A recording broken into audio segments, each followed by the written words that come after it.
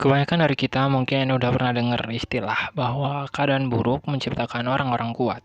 Orang kuat berusaha menciptakan keadaan menjadi lebih baik. Kemudian, keadaan yang baik menciptakan orang-orang lemah, dan orang lemah menciptakan keadaan menjadi buruk. Situasi tersebut seolah menjadi siklus abadi yang dihadapi oleh masyarakat. Dan kita saat ini disebut-sebut sedang berada dalam fase keadaan baik, yang melahirkan orang-orang lemah. Apakah kita terlena dengan keadaan tersebut hingga pada akhirnya menjadi buruk? Kalau memang jawabannya iya, kita menjadi buruk dan lemah karena terlalu dimanja dengan keadaan yang baik, maka dengan kata lain, keadaan yang kita sebut baik tersebut sebenarnya tidak terlalu baik. Atau dengan kata lain, pada dasarnya keadaan tersebut adalah keadaan buruk yang kita anggap sebagai keadaan yang baik. Persoalan di atas membuktikan nilai fundamental dari cara pandang kita terhadap kenyataan atau keadaan yang menentukan tindakan yang akan kita lakukan. Jadi, masalah utamanya terletak pada saat diri kita menetapkan definisi keadaan yang baik itu seperti apa.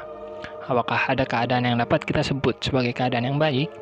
Jika memang ada, lantas mengapa keadaan yang baik tersebut melahirkan nilai-nilai buruk seperti masyarakat yang lemah? Well, untuk mengurai semua itu, kita harus terlebih dahulu kembali ke pemahaman dasar kita, yakni cara pandang kita terhadap realitas. Ketika kita memandang sebuah fenomena atau kondisi yang kita hadapi tidak mengandung sebuah masalah, maka kita tidak akan menemukan sebuah masalah yang menyebabkan kita melakukan upaya perbaikan.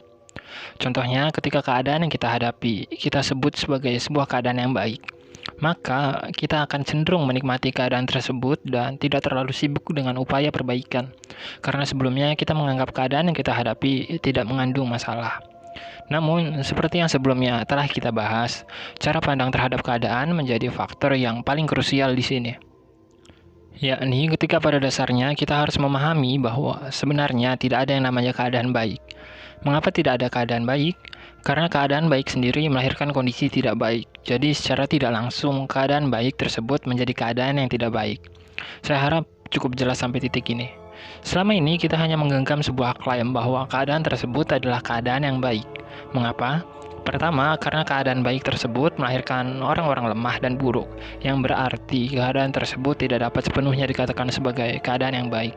Kedua, dikarenakan masih adanya masalah yang sejatinya dapat kita temukan, bahkan dalam keadaan yang kita sebut baik sekalipun.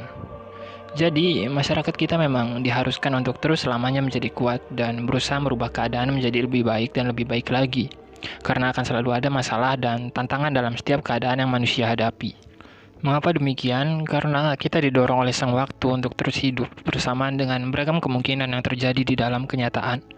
Oleh sebab itu, kita harus hidup bersamaan dengan sang waktu itu sendiri, karena kita akan terus dihadapkan oleh beragam kemungkinan tak terbatas dari keburukan yang dapat hadir dalam kehidupan kita. Tapi kan, kalau memang keadaan baik itu nggak pernah mampu manusia gapai karena keadaan baik pada akhirnya melahirkan keadaan yang tidak baik, lantas apa pentingnya berusaha? Apa pentingnya berusaha merubah keadaan menjadi lebih baik? Toh nantinya juga akan menjadi tidak baik. Jawaban pertanyaan dan paradoks itu sangat bergantung dengan bagaimana kita sebagai manusia memahami waktu. Jika kita memahami waktu sebagai sebuah siklus perputaran, maka kita dipertemukan dengan sebuah keadaan yang tidak dapat kita ubah. Semua hanya soal pengulangan demi pengulangan, seperti yang telah kita bahas di awal. Namun, pada kenyataannya, waktu tidak bergerak dalam sebuah lingkaran.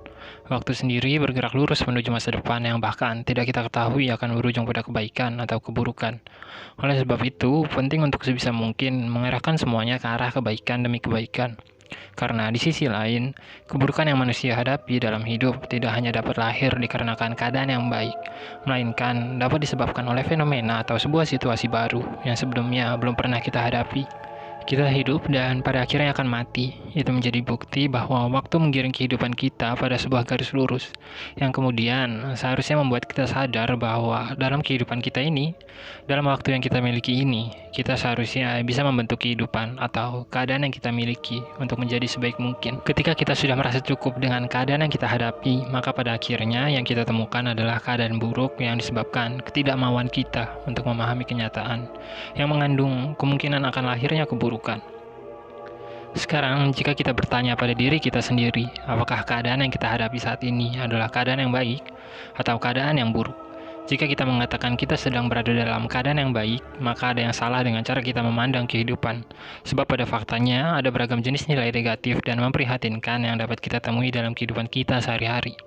Dan kita tidak mampu melihat semua itu dikarenakan pandangan kita tertutup oleh anggapan yang kita miliki, bahwa keadaan yang kita hadapi adalah keadaan yang baik.